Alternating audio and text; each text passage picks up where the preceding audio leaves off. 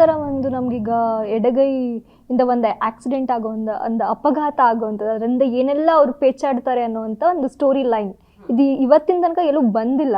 So ನೀವು ನೋಡಿರುವಂಥ, ನಿಮ್ಮ ಸುತ್ತಮುತ್ತ ನೀವು ನೋಡಿರುವಂಥದ್ದು, ನಿಮ್ಮ ಗಮನಕ್ಕೆ ಬಂದಿರುವಂಥದ್ದು ಇದೆಯಾ? ಎಸ್, ಖಂಡಿತ. ಆ್ಯಕ್ಚುಲಿ ಈ ಸಿನಿಮಾದಲ್ಲಿ ನಾನು ಭಾಗಿಯಾಗ ಮುಂಚೆ ನಾನು ಅಷ್ಟು ಅಬ್ಸರ್ವ್ ಮಾಡಿರಲಿಲ್ಲ. ಅದಾದಮೇಲೆ ರಿಸರ್ಚ್ ಮಾಡ್ತಿರುವಾಗ ಗೊತ್ತಾಗಿದ್ದು, ನಮ್ಮ ಸಂಬಂಧಿಕರಲ್ಲೇ ತುಂಬ ಜನ ಇದ್ದಾರೆ. ಇದನ್ನು ಫ್ಯಾಮಿಲಿಯಲ್ಲಿ ಮಾತಾಡುವಾಗ ನಂಗೆ ಗೊತ್ತಾಗಿದ್ದು. ಆ್ಯಂಡ್ ಅವರು ಹೇಳ್ಕೊಂಡ್ರು ಹೌ ಲೈಕ್ ಚಿಕ್ಕ ವಯಸ್ಸಲ್ಲಿ ಅವನ ಟ್ಯಾಬು ಇದೆಲ್ಲ ರೈಟ್ ಹ್ಯಾಂಡ್ ಬಳಸ್ಬೇಕು, ಲೆಫ್ಟ್ ಹ್ಯಾಂಡ್ ಬಳಸೋದು ಅಪಶಕುನ ಅಂತ.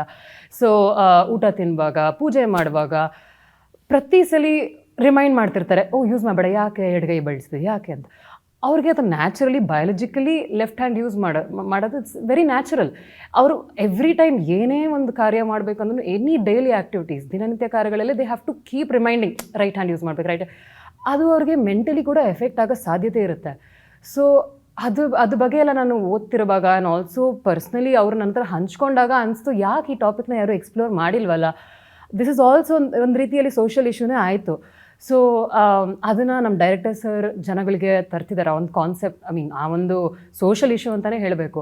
ಆ್ಯಂಡ್ ಅದನ್ನು ನಾವು ತುಂಬಾ ಎಂಟರ್ಟೈನಿಂಗ್ ವೇಯಲ್ಲಿ ತೋರಿಸಿದ್ದೀವಿ ಜನಗಳಿಗೆ. ಆ ಒಂದು ಲೆಫ್ಟ್ ಹ್ಯಾಂಡರ್ಸ್ದು ಕಷ್ಟನೂ ಅರ್ಥ ಆಗುತ್ತೆ, at same time they will get entertained through the process of this film.